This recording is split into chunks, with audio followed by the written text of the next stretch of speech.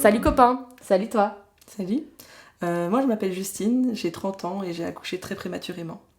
Est-ce que tu peux me raconter à quoi ressemblait ta vie avant cet accouchement? Alors ma vie avant cet accouchement, c'était une vie plutôt banale mais dans laquelle j'étais très épanouie. Donc je vivais avec mon compagnon, on s'aimait très fort, on s'aime toujours très fort. Et on a décidé de fonder notre famille. J'étais infirmière, urgentiste. Ça faisait combien de temps que vous étiez ensemble quand Ça vous avez faisait décidé de faire un bébé? 5 ans. Et comment tu voyais la maternité Alors pour à moi cette c'était, époque-là? donc je viens d'une famille nombreuse avec plein d'enfants, Ok. donc pour moi c'était très simple.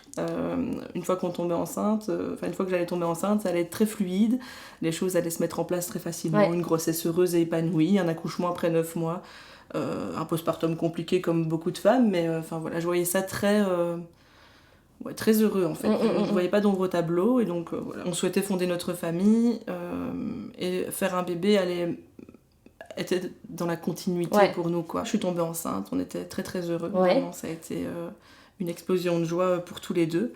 J'ai vécu en tout cas un premier trimestre un peu plus stressant parce qu'on voilà, on sait que en début de grossesse c'est un petit peu il y a plus de risques de fausses couches etc. Étant un peu dans le métier, voilà, j'étais un peu sur mes gardes. Je ne prenais pas ça pour acquis. Ouais. Voilà.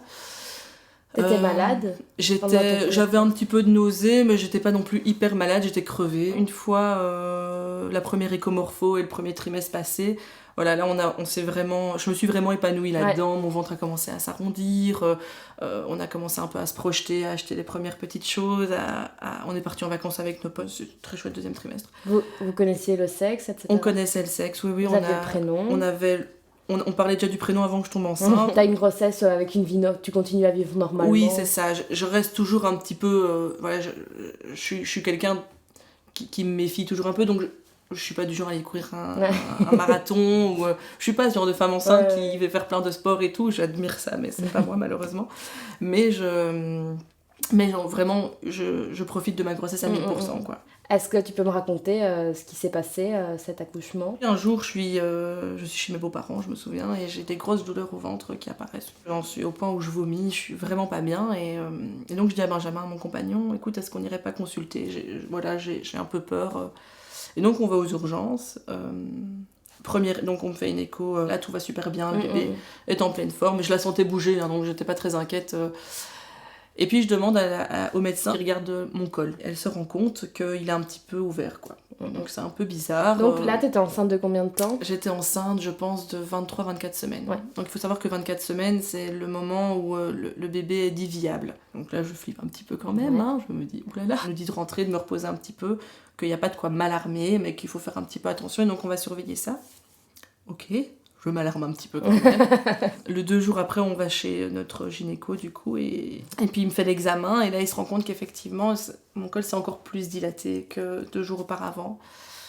Et donc là il m'hospitalise. Pendant 10 jours je reste à l'hôpital alité, je pouvais quand même encore me lever etc. Mais en fait c'était pour me rassurer, pour se rassurer, pour vraiment mettre toutes les chances de notre côté. Quoi. Et alors après 10 jours, plus rien n'avait bougé, donc trop bien. Je rentre à la maison, je reste quand même au repos. Je me levais vraiment pour le strict minimum, je passais du lit au fauteuil. J'avais rendez-vous quelques jours plus tard chez le gynécologue. J'étais trop contente parce que je pouvais un peu m'habiller. J'étais en pige chez moi devant la télé, donc j'avais mis ma petite salopette de grossesse. J'étais trop contente. Oui, parce que j'imagine t'avais acheté des vêtements de grossesse. J'avais acheté plein de vêtements, j'étais tellement contente, j'avais acheté plein de trucs. On arrive à l'hôpital. Et là, il m'ausculte et là, je vois sa tête tout à fait changer. Et là, il m'explique qu'en fait, mon col est vraiment fort dilaté et que ma poche des os risque de se rompre à n'importe quel moment, quoi. Et donc, que je peux plus bouger. Ils m'ont transférée dans un hôpital bruxellois où il y avait un plus gros service de grossesse à risque et surtout un bon gros service de néonat. Je suis arrivée donc à Erasme. Il faut savoir que ma sœur est sage-femme à Erasme et donc c'est elle qui s'est un petit peu occupée de mon transfert. Le lendemain du coup la gynéco qui reprend mon dossier vient me voir, c'est vraiment une pépite de gynéco. Rien ne bouge donc on est content, on va pas trop chipoter non plus parce que plus on chipote plus la poche risque de... Et du coup t'étais méga alitée, tu pouvais quand même aller aux toilettes non, je pouvais plus rien faire. Le risque quand le col de l'utérus est dilaté comme ça et que la poche des os risque de se rompre, il y a un risque infectieux. Quelques jours après mon arrivée, je commence à me sentir un petit peu moins bien. Mais je me dis c'est peut-être le Covid, je croisais les doigts pour que ce soit le Covid. Les sages-femmes me disaient non, on va quand même vous faire des prises de sang et des frottis. Effectivement, les prises de sang montrent que j'ai un syndrome inflammatoire qui augmente et que voilà, c'est pas très bon signe. Et le soir même de cette prise de sang, je ferme mon ordinateur et là je romps ma poche.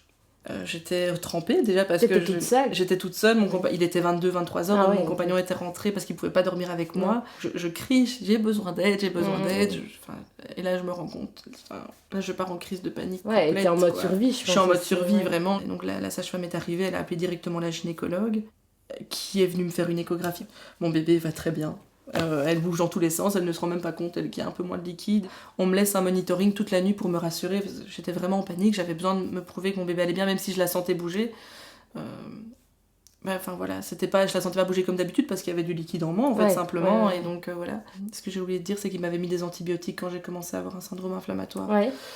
Et donc là, il change d'antibiotiques parce que, en fait, le risque, c'est que le bébé s'infecte aussi. Et le lendemain, ma gynéco vient en chambre et là elle me dit écoutez, ça commence à devenir dangereux et pour vous et pour le bébé, il faut qu'on fasse quelque chose, quoi. Donc voilà, cet après-midi on vous déclenchera. Non? Oui? Ok, oui. Ça a été une énorme claque, quoi, parce que en fait en quelques heures de temps t'es à 26 semaines et tu dois te rendre compte que tu vas avoir ton bébé dans la journée et que les choses risquent de ne pas bien se passer du tout. J'étais morte de trucs, on doit réanimer mon bébé à la naissance, c'était vraiment ma grosse hantise, quoi. Et pour toi, t'avais peur ou pas? Non. Okay. Non. Et Benjamin? C'est quelqu'un de très optimiste, et heureusement. Ouais. Vraiment. Et donc lui s'est montré très rassurant en disant voilà, Charline est prête, parce qu'on a dû me faire quelques injections pour préparer ses poumons, pour préparer son cerveau, parce que voilà, elle est immature encore, quoi. Ouais. Donc Charline est prête. En même temps, elle était viable. Elle était tout à fait viable. Elle était en pleine forme. Ça, c'était une petite dose d'espoir quand même aussi, bien j'imagine. sûr, oui. De là, l'après-midi à 14h, on m'amène en salle d'accouchement et on pose la péridurale et on déclenche mon accouchement. Alors la chance que j'ai eue, c'est que ma sœur était là, et une autre super sage-femme que je connais bien était là, et la gynéco était là. Et donc j'étais vraiment entourée d'une équipe incroyable. Ouais. En 8 heures, Charline est arrivée, par voie basse, un accouchement qui s'est vraiment bien passé. Ouais. Elle a crié à la naissance.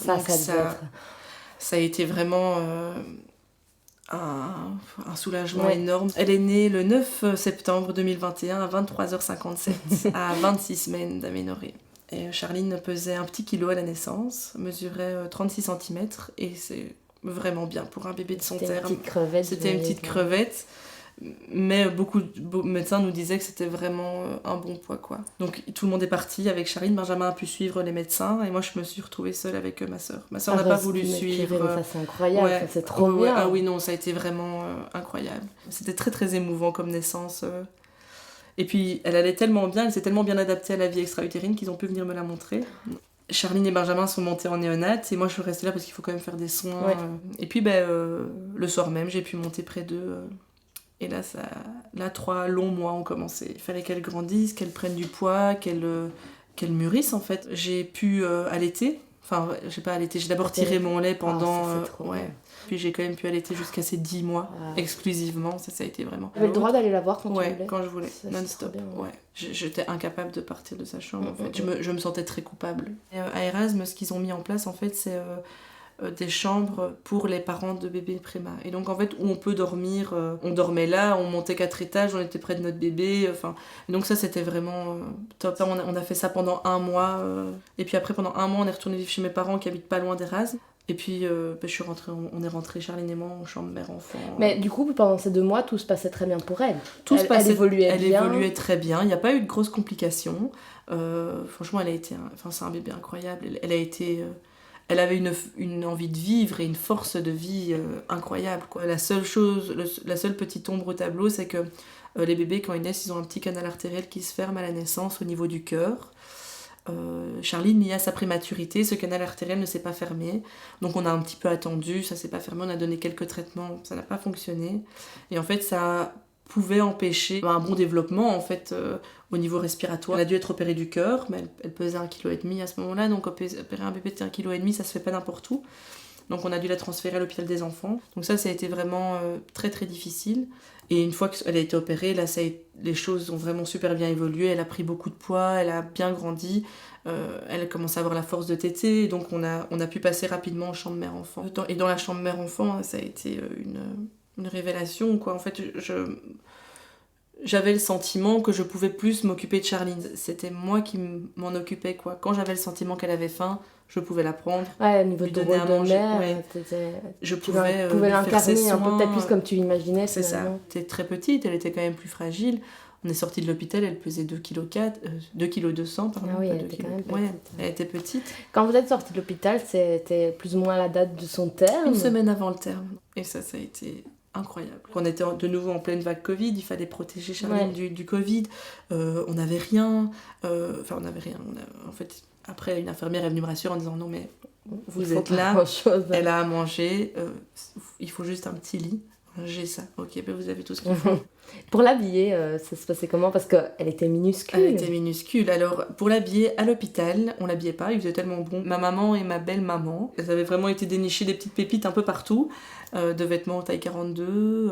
Elle avait grandi, elle faisait plus 36 cm à ce moment-là. On n'avait pas grand-chose, quoi. C'était pas... D'ailleurs, j'ai bien compensé maintenant, elle a plein de vêtements. Il nous a fallu quelques mois pour trouver nos marques. On a dormi avec elle pendant longtemps. Ça fait pas longtemps qu'elle dort dans sa chambre et qu'on dort dans la nôtre. Oui, il m'a fallu... Enfin, je suis très fusionnelle avec elle. On peut venir à l'impact que ça a eu sur ta vie, sur la vie de ta famille. Comment elle va, Charline, maintenant? Alors, Charline, elle vient de fêter ses 1 an et elle est en pleine forme. Charline, elle a commencé la crèche. Elle grandit bien, elle grossit bien, elle est en train de récupérer son âge réel. Est-ce que je me demandais, est-ce que c'est encore un petit bébé? Elle a 1 an, elle pèse 9,5 kg. Maintenant, moi, j'essaye de pas comparer, de plus comparer aux autres bébés, aux courbes, etc.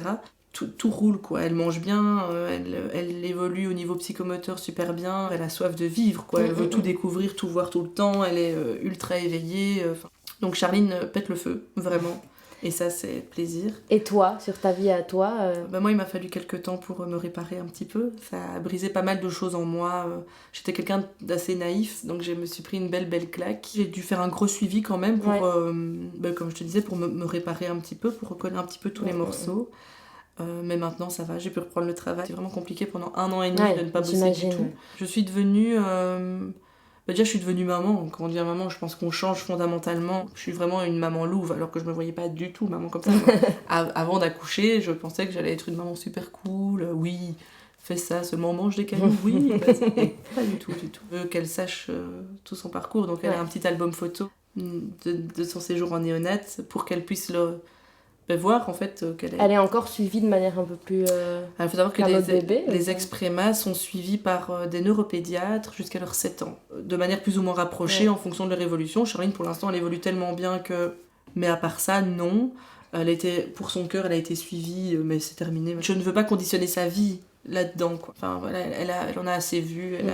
Donc je veux qu'elle ait la vie la plus paisible possible, quoi. Il faut se laisser vivre, quoi. Il faut profiter de chaque journée. Chaque jour est beau et c'est ce que j'essaye de me dire maintenant. Et j'imagine ce que tu vas transmettre à ton enfant aussi. Ouais. Merci d'être venu raconter ton histoire. Je sais que c'était pas forcément facile et je pense que ça peut vraiment être super bénéfique pour plein de gens. J'espère, c'est pour ça que j'ai voulu le faire en tout cas. Je pense que c'est le genre de témoignage qui peut aider pas mal de mamans dans ce cas. Que voilà, si je peux... faire ça, tant mieux. Merci beaucoup. Pas de rien. Merci d'avoir regardé cette vidéo. Si elle t'a plu, n'hésite pas à la liker, à la commenter. Tu peux aussi la partager. Si t'as une histoire à me raconter, tu peux me contacter sur Instagram, c'est Elle me parle trop, ou par mail, c'est ellemeparletro@gmail.com.